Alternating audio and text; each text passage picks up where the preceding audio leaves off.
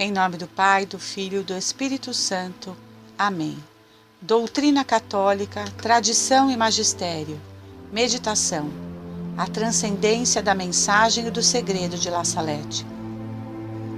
Na manhã de 19 de setembro de 1846, a pastorinha Melanie Calvati, de 14 anos de idade, conduzia as vacas do seu patrão para pastar nos morros de La Salette, na região de Grenoble, contrafortes dos Alpes franceses.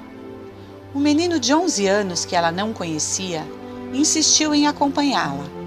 Era Maximin Giraldi, também ele pastorinho a serviço de um vizinho. Melanie aceitou.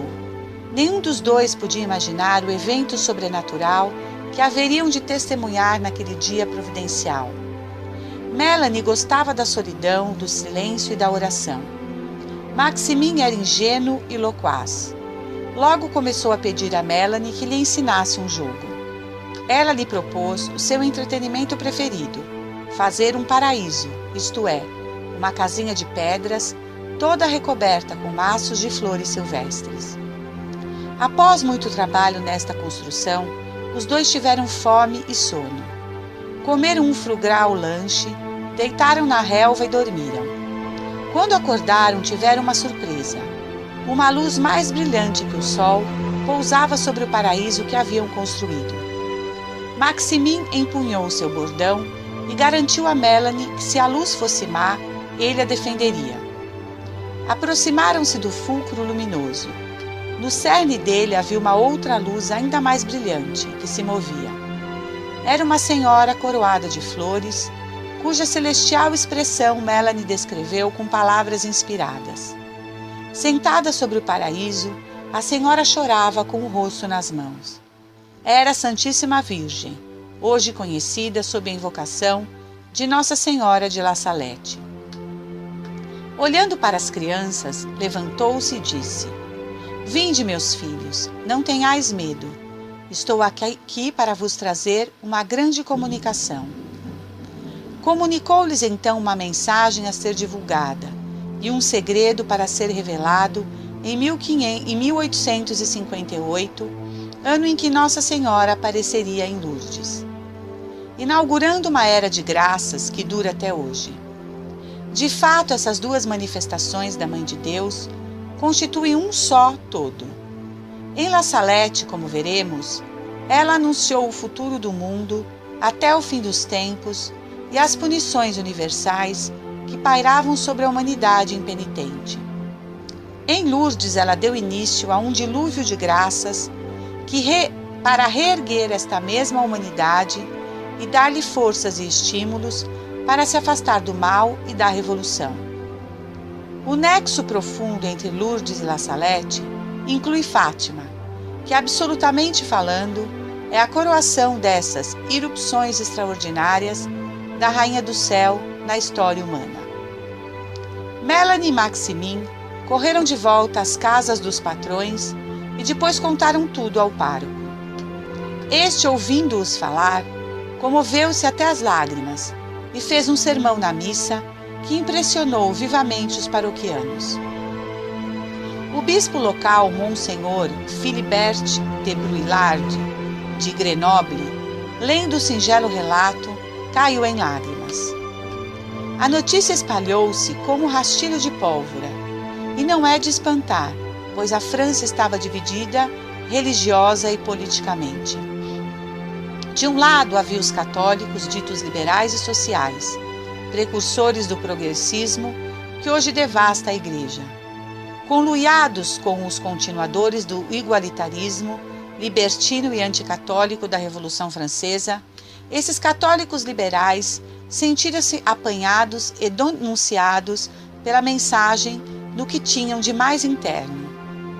De outro lado, os católicos autênticos, defensores de todas as formas de legitimidade, ao lerem a mensagem de La Salette, tiveram uma confirmação de tudo o que a fé e a fidelidade à Igreja lhes inspirava. Os sucessivos governos da época, monarquia ilegítima de Luís Felipe, Segunda e Terceira Repúblicas, bem como o Império de Napoleão III, eram considerados com horror pelos melhores representantes do catolicismo francês. Tais governos não ocultaram seu ódio contra La Salette. Sobretudo Napoleão III, cujo jogo falso ficara desvendado em La Salette. Assim, a mensagem de Nossa Senhora incidiu na carne viva dos problemas religiosos, políticos e ideológicos da França. Mutatis mutandis. Esses problemas eram os mesmos em todo o mundo católico ocidental daquela época. Inimigos velados de La Salette, aventureiros, falsos místicos, políticos interesseiros, colocaram em circulação versões embaralhadas da mensagem e até adulteradas, para justificar posições políticas previamente adotadas ou simplesmente desmoralizar as palavras de Nossa Senhora.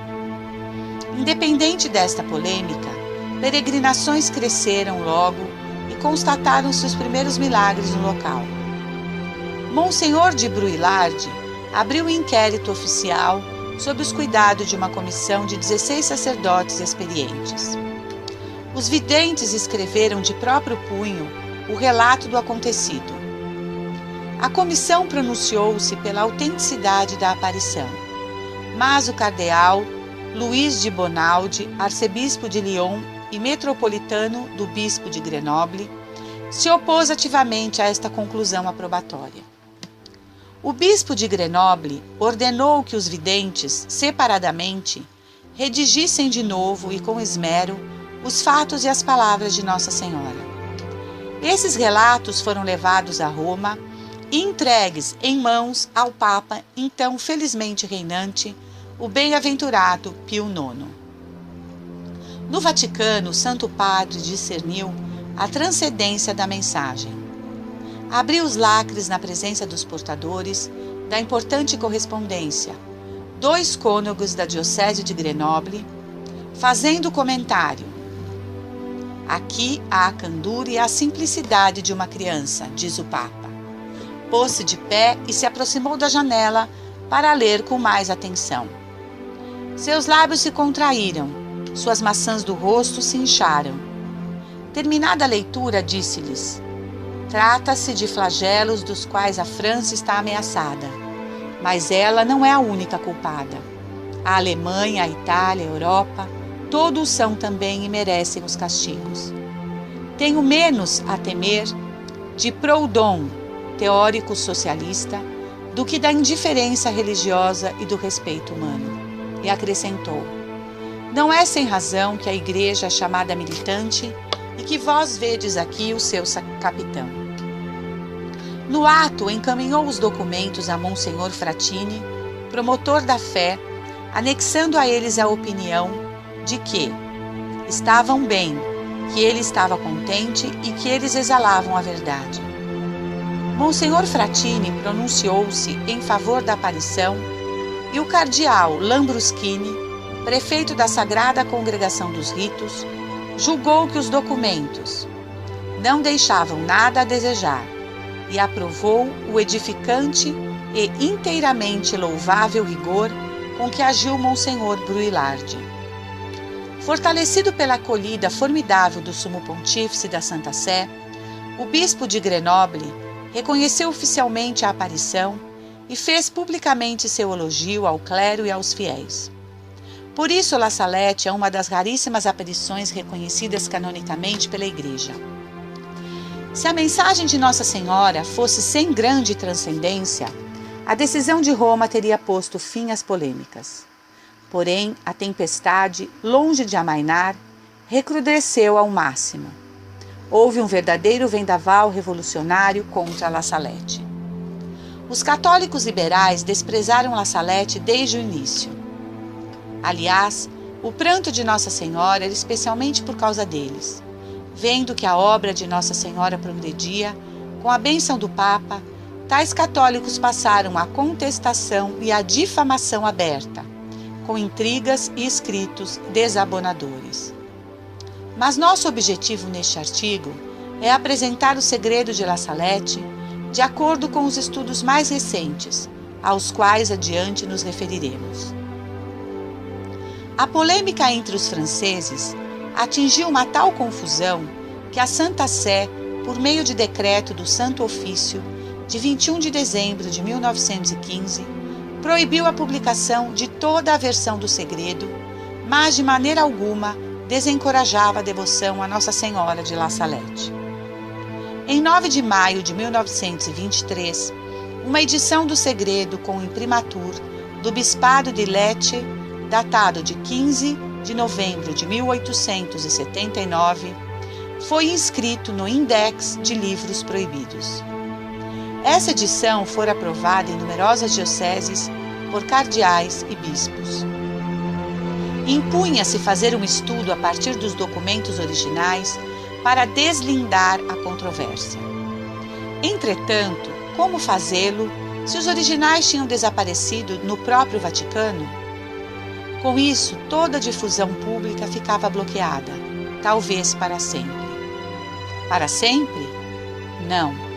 Houve uma maravilhosa e inesperada redescoberta.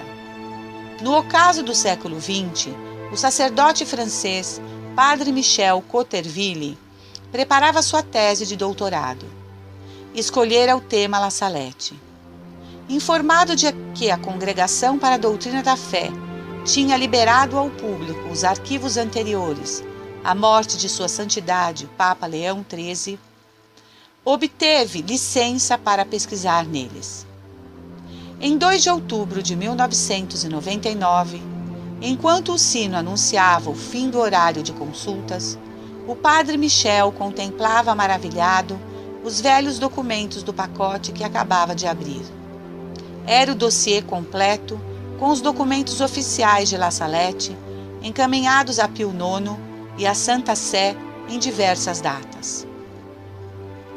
Estudados minuciosamente, esses documentos, o padre Coterville pôde dissipar as dúvidas que pairavam sobre o assunto e assim defender com sucesso sua tese na célebre Faculdade de Teologia Angelicum da Ordem Dominicana em Roma. Sua tese de mais de 1000 páginas foi inicialmente publicada sob o título La Grande Nouvelle, des Berges de La Salette. Com o imprimatur do Monsenhor Michel Dubost, bispo de Évry, e Nihil Abstat de Dom Bernard Billet, da abadia de Notre-Dame de Tournai. A primeira redação oficial do segredo foi feita por Maximin em 3 de julho de 1851 e por Melanie 3 dias depois. Os manuscritos foram lacrados pelo bispo de Grenoble, Monsenhor de Bruylard, e entregues a Pio IX. Em 1858, ano da aparição de Nossa Senhora em Lourdes, Melanie enviou ao Papa o conteúdo completo do segredo. Os videntes, aliás, fizeram mais de um relato, alguns perdidos, outros felizmente preservados nos arquivos da Santa Sé. Por brevidade, transcreverei apenas aquele que é considerado pelo padre Coterville o mais completo. É uma redação mais aprimorada, feita por Melanie em 21 de novembro de 1878, considerada definitiva pela vidente. Intercalarei intertítulos para auxiliar a leitura. Eis o texto do segredo. Decadência do clero atrairá a vingança divina. Melanie, o que vou dizer-vos agora não ficará sempre em segredo. Podereis publicá-lo em 1858. Os sacerdotes, ministros de meu filho, pela sua má vida, sua irreverência e impiedade na celebração dos santos mistérios, pelo amor do dinheiro, das honrarias e dos prazeres, tornaram-se cloacas de impureza. Sim, os sacerdotes atraem a vingança e a vingança paira sobre suas cabeças. Ai dos sacerdotes e das pessoas consagradas a Deus, que pela sua infidelidade e má vida crucificam de novo meu filho. Os pecados das pessoas consagradas a Deus bradam ao céu e clamam por vingança. E eis que a vingança está às suas portas. pois não se encontra mais uma pessoa que implore misericórdia e perdão para o povo. Não há mais almas generosas. Não há mais ninguém digno de oferecer a vítima imaculada ao Pai Eterno em favor do mundo. Dimensão dos castigos atrairá a cólera divina. Deus vai golpear de modo inaudito, ai dos habitantes da terra. Deus vai esgotar sua cólera e ninguém poderá fugir a tantos males acumulados. Os chefes, os condutores do povo de Deus, negligenciaram a oração e a penitência, e o demônio obscureceu suas inteligências. Transformaram-se em estrelas cadentes, e o velho diabo arrastará com sua cauda para fazê-los perecer. Deus permitirá à velha serpente introduzir divisões entre os que reinam, em todas as sociedades e em todas as famílias. Sofrer-se-ão tormentos físicos e morais. Deus abandonará os homens a si mesmos e enviará castigos que se sucederão durante mais de 35 anos. A sociedade está em iminência dos flagelos mais terríveis e dos maiores acontecimentos. Deve-se esperar ser governado por um chibata de ferro e beber o cálice da cólera de Deus. Advertência a Pio IX contra Napoleão III. Perseguição ao clero. Que o vigário de meu filho, o soberano pontífice Pio IX, não saia mais de Roma depois do ano de 1859, mas seja firme e generoso, combata com as armas da fé e do amor. Eu estarei com ele. Que ele desconfie de Napoleão III. Seu coração é falso, e quando ele quiser tornar-se ao mesmo tempo Papa e Imperador, Deus se afastará dele. Ele é como a águia que, querendo subir sempre mais, cairá sobre a espada da qual queria se servir para obrigar os povos a elevarem-no. A Itália será punida pela ambição de querer sacudir o jugo do Senhor dos Senhores. Será também entregue à guerra. O sangue correrá por todo lado. As igrejas serão fechadas ou profanadas. Os sacerdotes, os religiosos serão expulsos. Dar-se-lhes-á a morte, e morte cruel. Muitos abandonarão a fé, e o número dos sacerdotes religiosos que se afastarão da verdadeira religião será grande. Entre essas pessoas se encontrarão até bispos. Falsos prodígios sobre a terra. Que o Papa esteja em alerta contra os fautores de milagres, pois chegou o tempo em que os prodígios mais assombrosos terão lugar sobre a terra e nos ares. No ano de 1864, Lúcifer e um grande número de demônios serão libertados do inferno. Eles abolirão a fé pouco a pouco, até nas pessoas consagradas a Deus. Eles a cegarão de tal maneira que, salvo uma graça particular, adquirirão o espírito desses maus anjos. Muitas casas religiosas perderão inteiramente a fé e perderão muitas almas. Os maus livros abundarão sobre a terra, e os espíritos das trevas espalharão por toda parte um relaxamento universal em tudo o que se refere ao serviço de Deus. Eles terão grandíssimo poder sobre a natureza. Haverá igrejas para cultuar esses espíritos. Pessoas serão transportadas de um lugar para o outro por esses espíritos maus, até sacerdotes, porque não se terão conduzido pelo bom espírito do Evangelho, que é um espírito de humildade, caridade e zelo pela glória de Deus. Far-se-ão ressuscitar mortos e justos, quer dizer, tais mortos tomarão a figura de almas justas que viveram na terra, para seduzir mais os homens.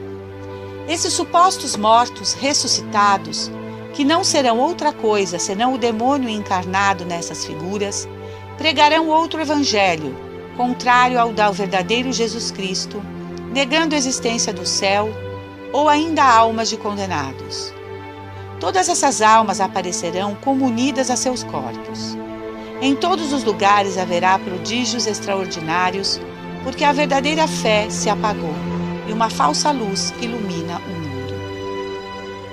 Ai dos príncipes da igreja, que então estarão ocupados apenas em acumular riquezas, salvaguardar sua autoridade e dominar com orgulho. Sofrimentos do Papa Pio IX, caos e anarquia universal. O vigário de meu filho, Papa Pio IX, terá muito que sofrer, porque durante algum tempo a Igreja será entregue a grandes perseguições. Será o tempo das trevas, e a Igreja passará por uma crise pavorosa. Tendo sido esquecida a santa fé em Deus, cada indivíduo desejará guiar-se por si próprio e ser superior a seus semelhantes. Serão abolidos os poderes civis e eclesiásticos. Toda a ordem e toda a justiça serão calcados aos pés. Não se verá outra coisa senão homicídios, ódio, inveja, mentira e discórdia, sem amor pela pátria nem pela família. O Santo Padre sofrerá muito. Eu estarei com ele até o fim, para receber o seu sacrifício. Os maus atentarão várias vezes contra a sua vida, sem poder abreviar seus dias, mas nem ele nem seu sucessor verão o triunfo da Igreja de Deus. A abominação nos lugares santos. Os governantes civis terão todos um mesmo objetivo, que consistirá em abolir e fazer desaparecer todo o princípio religioso para dar lugar ao materialismo, ao ateísmo, ao espiritismo e a toda espécie de vícios. No ano de 1865, ver-se-á a abominação nos lugares santos, nos conventos as flores da Igreja serão apodrecidas e o demônio tornar-se-á como que o rei dos corações. Que os dirigentes das comunidades religiosas estejam atentos em relação às pessoas que devem receber, porque o demônio usará de toda a sua malícia para introduzir nas ordens religiosas pessoas entregues ao pecado, pois as desordens e o amor dos prazeres carnais estarão espalhados por toda a terra. A França, a Itália, a Espanha e a Inglaterra estarão em guerra. O sangue correrá nas ruas. O francês combaterá contra o francês, o italiano contra o italiano. A seguir haverá uma guerra geral que será pavorosa.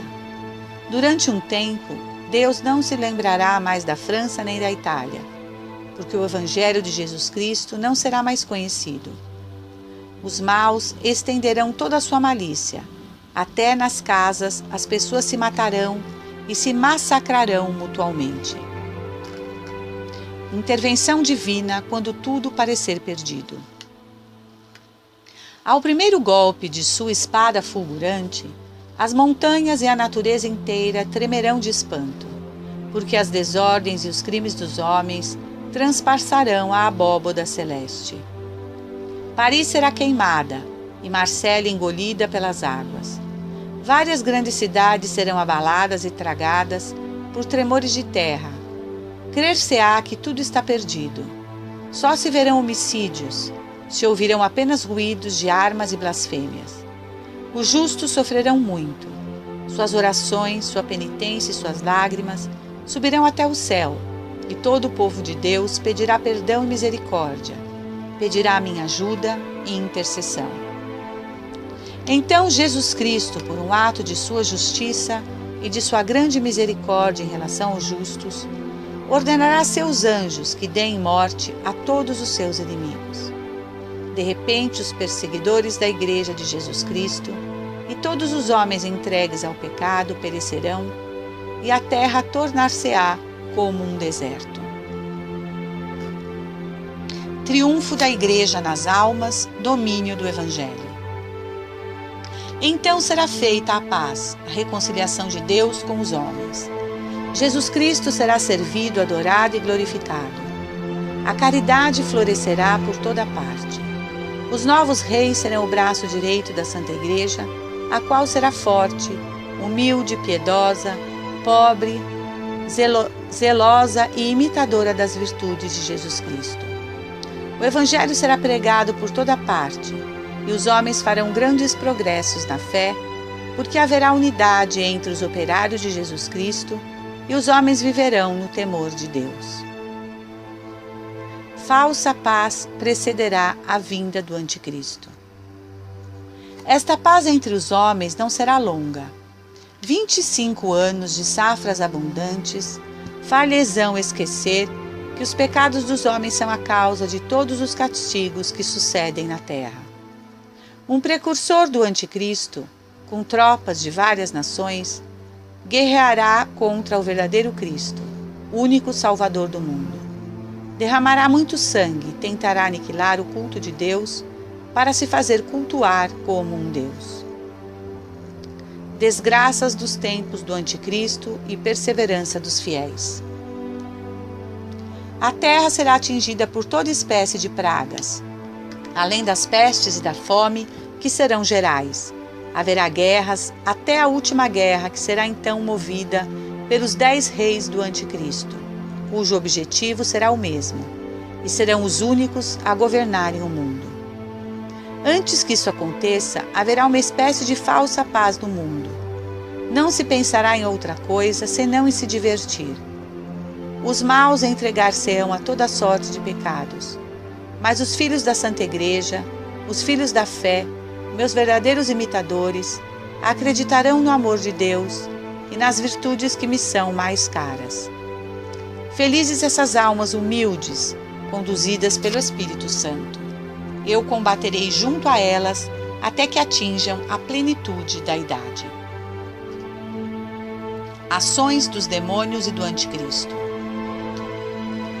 A natureza exige vingança por causa dos homens e estremece de pavor na espera do que deve acontecer à terra emporcalhada de crimes. Tremei, ó terra, e vós que fizestes profissão de servir a Jesus Cristo, mas que do vosso íntimo adorais a vós próprios, tremei, pois Deus vai entregar-vos a seu inimigo, porque os lugares santos estão imersos na corrupção. Muitos conventos não são mais casas de Deus, mas pastagens de Asmodeu e os seus demônios. Durante esse tempo nascerá o Anticristo de uma religiosa hebraica, uma falsa virgem, que terá comunicação com a velha serpente, e o mestre da impureza, seu pai, será bispo. Ao nascer, vomitará blasfêmias e terá dentes. Numa palavra, será o diabo encarnado.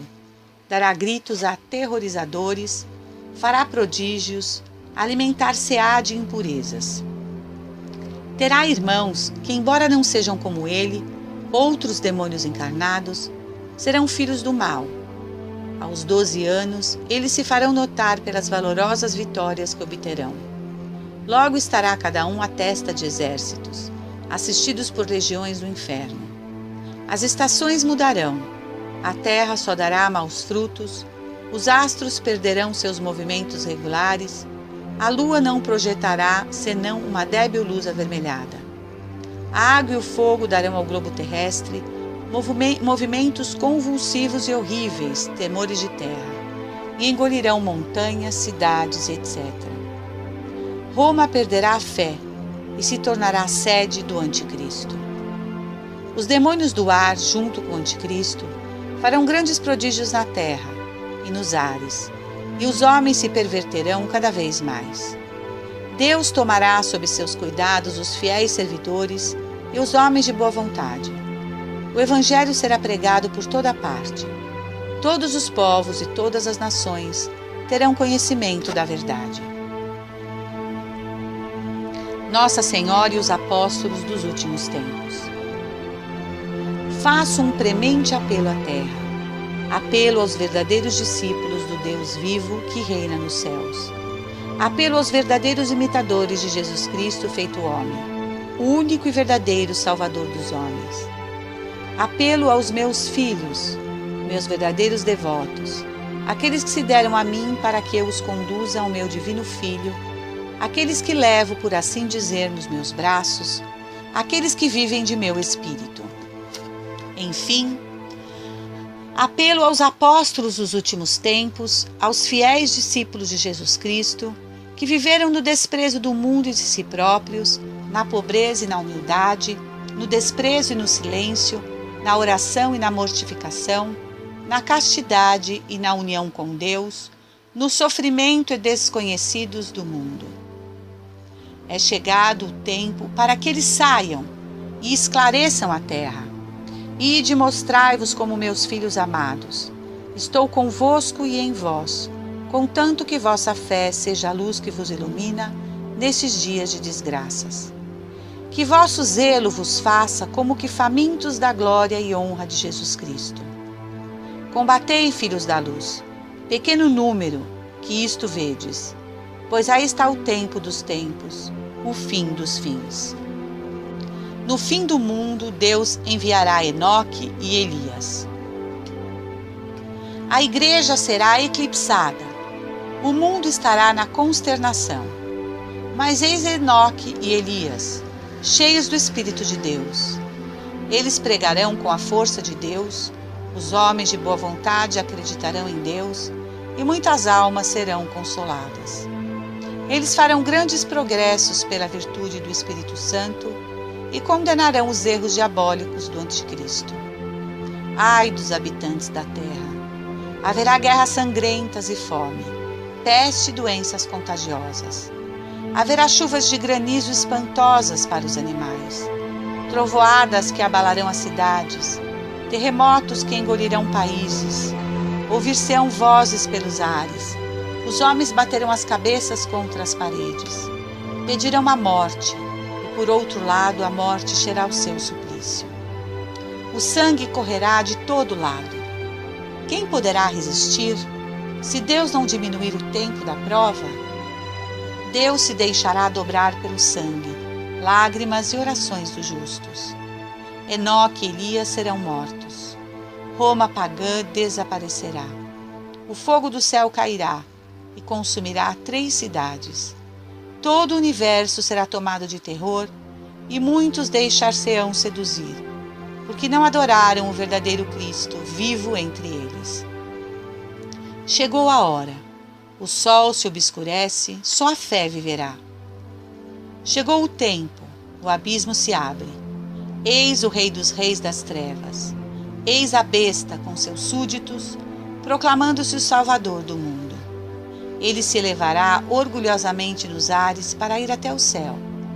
Será asfixiado pelo sopro de São Miguel Arcanjo. Cairá, e a terra, que durante 3 dias estará em contínuas evoluções, abrirá seu seio cheio de fogo. Ele será submerso para sempre com todos os seus, nos despenhadeiros eternos do inferno. Então a água e o fogo purificarão a terra e consumirão todas as obras do orgulho dos homens, e tudo será renovado. Deus será servido e glorificado. Fim da aparição. Nossa Senhora sobe ao céu.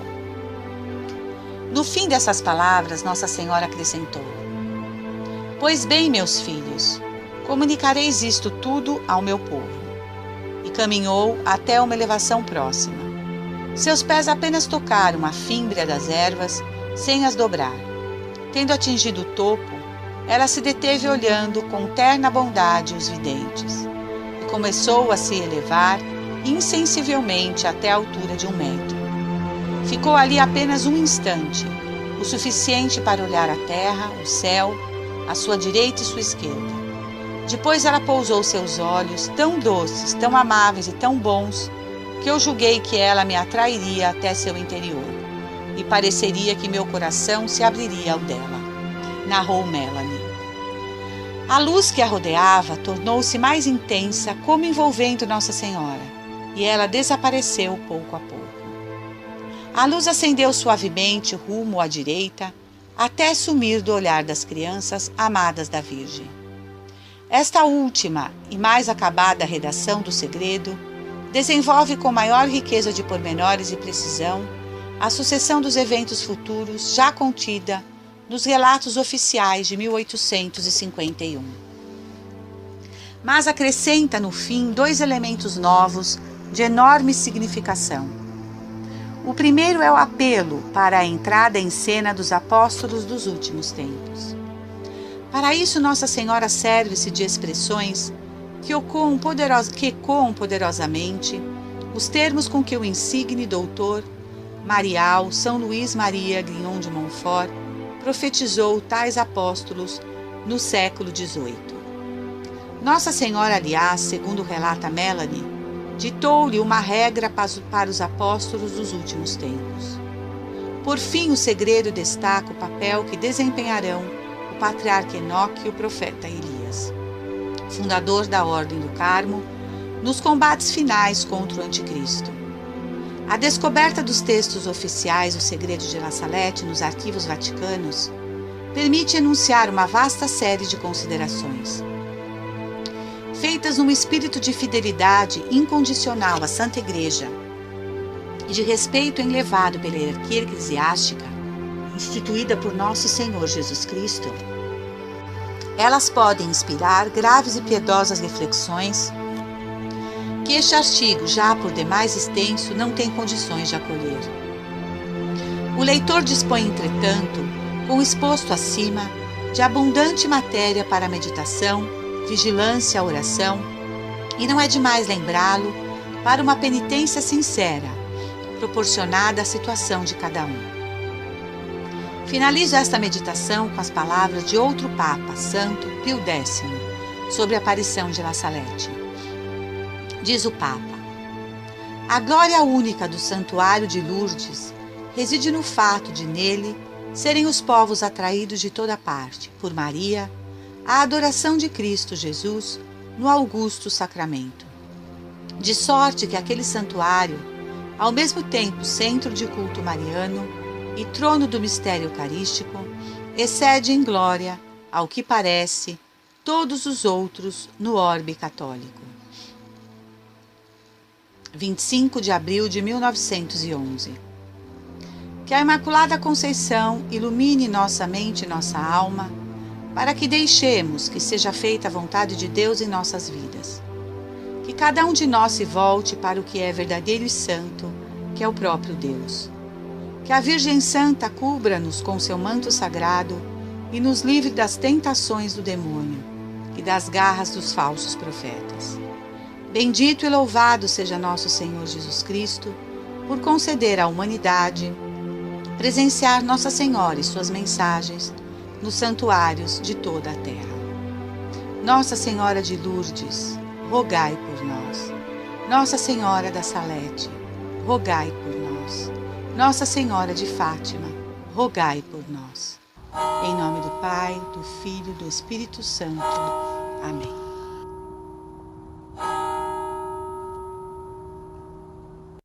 Angelus Domini, nunciavit Mariae, et concepit de Spiritu Sancto. Ave Maria, gratia plena Dominus tecum, benedicta tu in mulieribus, et benedictus fructus ventris tui, Iesus.